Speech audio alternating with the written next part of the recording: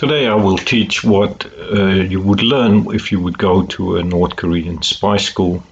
But before I do that, I would like to thank all my subscribers. I very much appreciate the people that subscribe to this channel. To understand the spy school, we actually have to start by the kindergarten. All kids in North Korea go to the kindergarten for at least 1 year. And already there they are taught how great the leaders are. And then they get primary school 4 years. And if you do well, you go to middle school for 6 years and then a secondary middle school. And after that, you can potentially go to the spy school. The spy school typically takes about 4 years. And then you will have an additional language school for possibly up to 3 years and learn about your new identity.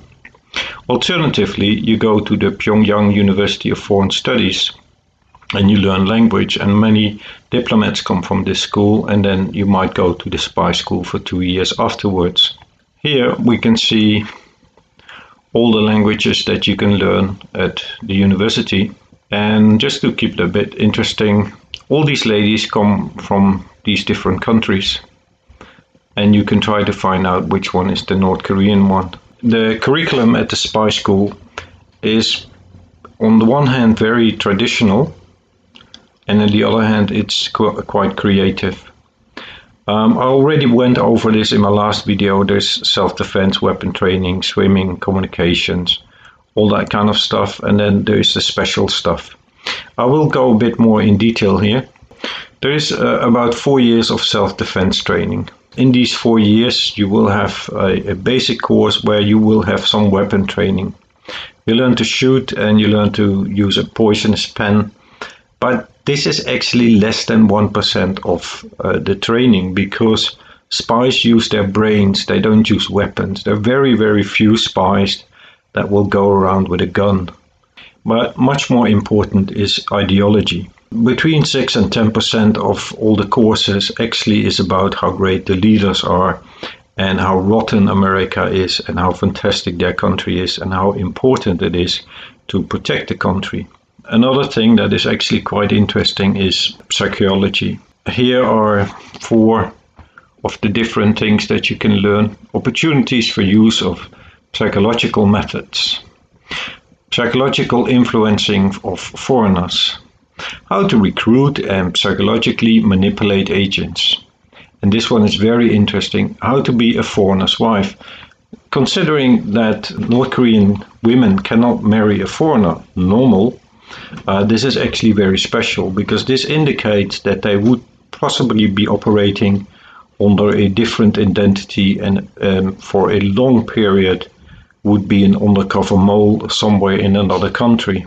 There's another very interesting thing here. If we look at the courses, then we can see that these courses were also taught in Russia in the 60s, 70s, 80s. They are still not legal to publish in Russia because it's part of the traditional KGB education. The conclusion of psychology, and I will teach a little bit more about this or talk a little bit more about this, is that foreigners, they are weak, they drink a lot of alcohol, they have affairs and they have low moral, they love money, they have no ideology, they're very lonely and they're underappreciated.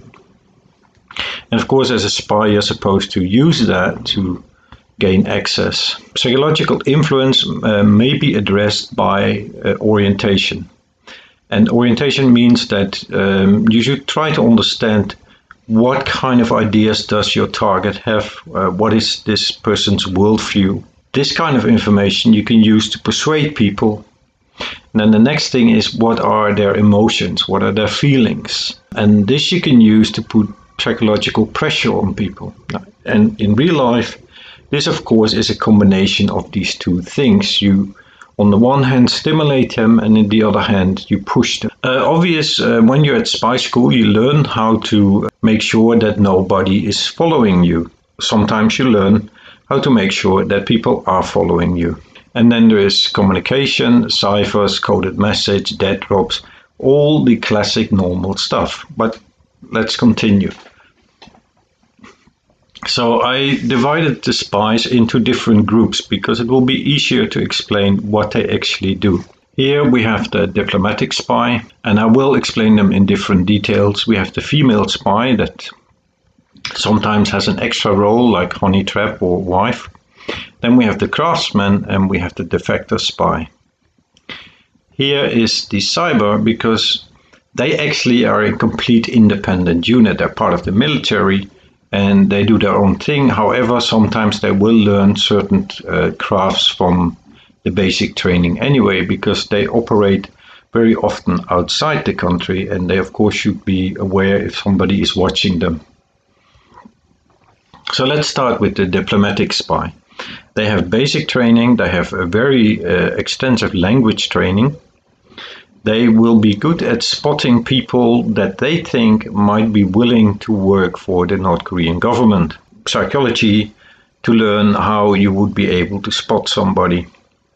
Of course, they have the surveillance training, and they are also very good at economics and trading because they have to make sure that the embassy earns enough money to pay for the embassy's cost, as well make sure they can send money home. Their primary reason for being somewhere is, beside representing the country, to make money. What's left is open source. This is very important. And then I will talk a little bit more about the psychology. They will look if people have physiological needs, if they need food, water, etc., etc. Because if you can provide that, if you go to a poor country and you can provide that, then you get friends. Then they look at, do people have a stable existence? And if you can change that, again, you can buy some loyalty from people. Do people have communications needs? Do they need friendship or a buddy, or do they need love? If they need love, well, then you can maybe provide that love. And many people, they have a lack of accomplishment. They want to have respect. Now, if you're in the military in some country and you've been passed over many times, then you feel that you're not recognized for what you are or how good you are. So they will look for that. And then, of course, they look if people want to grow in their role. Any of these things are indicators that people might be sensitive to possibly working for another government. I mentioned open source before. Now, if you want to know how many submarines South Korea has, then you can, of course, try to contact somebody in the army and or in the navy, sorry, and ask how many submarines there are, and he might know and he might tell you.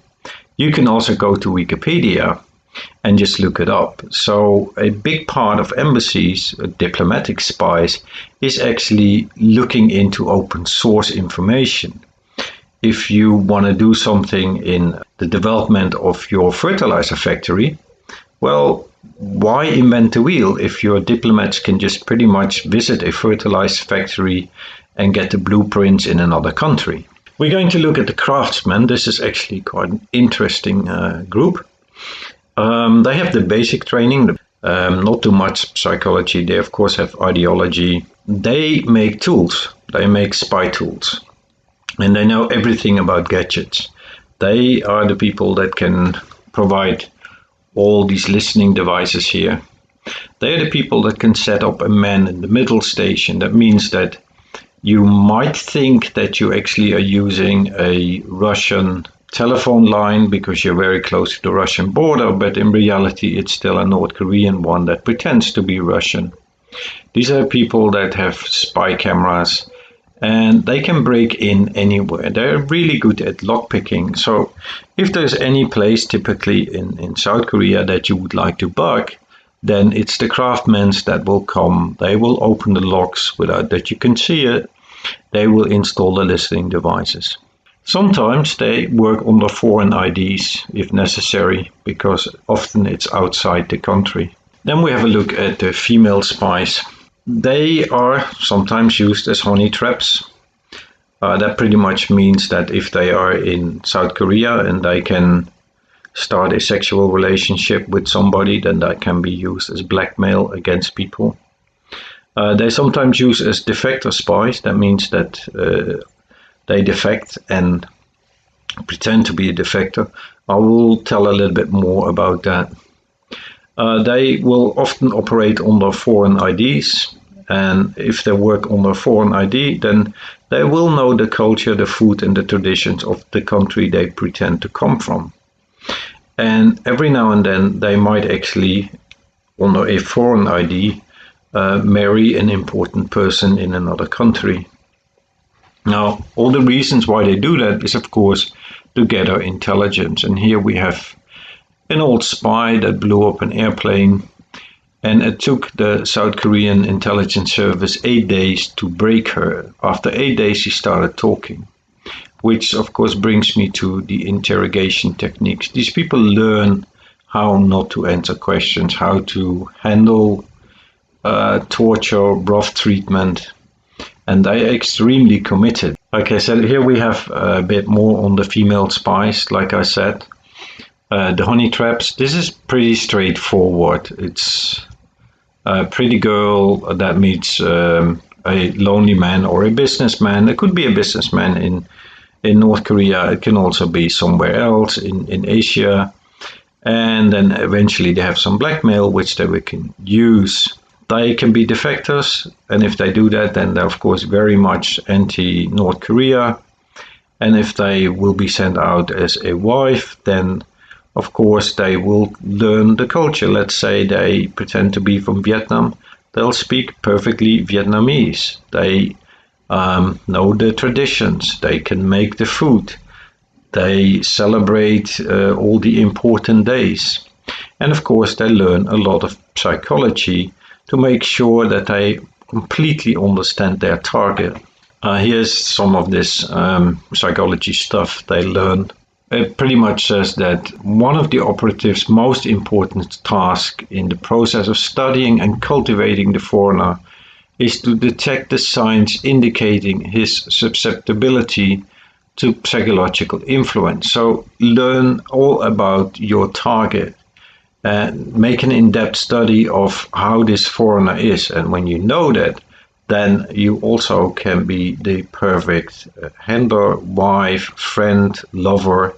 If you know the needs of the other side, then you can fulfill these needs. Okay, now we have the defector. We're almost at the end, don't worry. The defector is somebody that has basic training. They also are trained in handling interrogations, because after they defect, they will be put in a cell, prison, for a week, sometimes several months, sometimes up to 6 months, where the South Korean intelligence will try to investigate this person. Now, they have sometimes a new identity, sometimes their own, but they have a good backstory. Many of them will pay a broker, go over the border. Of course, they will not be shot at the border, because just that evening there might not be that much patrol going around. And then they might travel 3,000-4,000 kilometers through China. And nobody is going to help them. If they get caught, they will be sent back. They might try again. And eventually they come to maybe Thailand. And then from there they'll be flown to Korea. They go to prison. They will be interrogated. If their story kind of checks out, then they'll be sent for many months to a South Korean school, where they will learn everything about South Korea and how to behave, and then they will find a mediocre, shitty job. This is all part of the plan. And when they have their job and have been there for maybe a year, maybe longer, they will start becoming active. They will take contact to other defectors. They might want to work for an office that helps defectors, or a newspaper that writes negative about North Korea. But the whole idea is to infiltrate the network that defectors have, become friends with them, and if necessary, kidnap them and send them back to North Korea. They are also there to spread misinformation, because misinformation can be very useful. Infiltrate politics. And last but not least, there are war cells. Many of the defectors that are not real defectors will be active if there ever will be a war. They will attack essential infrastructure. They might attack communication centers. They might attack electricity lines, anything that can help the war. I think that is about it. I think I try to explain what I kind of learn, and the different roles learn, of course, different things. Thanks for watching. If you like this, then please subscribe. I'll be very happy if you do that.